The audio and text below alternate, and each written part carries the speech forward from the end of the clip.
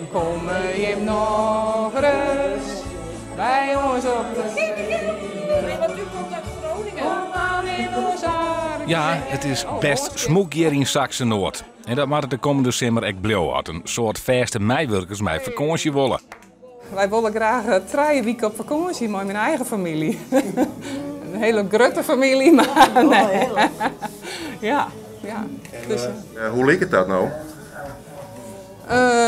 het is wat penibel.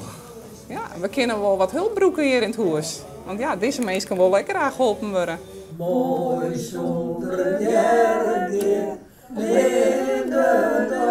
Maar zonder vakantiekrijgen houdt het jongen hier gauw op. Wie er al van alles bezocht is. Ja, we hebben natuurlijk in de social media hebben we natuurlijk inschakelen via Facebook. We hebben flyers, we zijn naar de squallen geweest, klassen vregen. Nou, er is van alles iedere actie ondernomen om meer meewerkers in de vakantie te krijgen. Ja.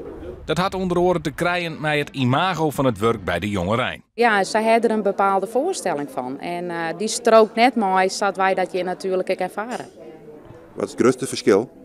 Het grootste verschil is dat zij, wat ik wil onjouwen, de jeugd, van ja, het is oud en alleen maar oude meisken en de geur.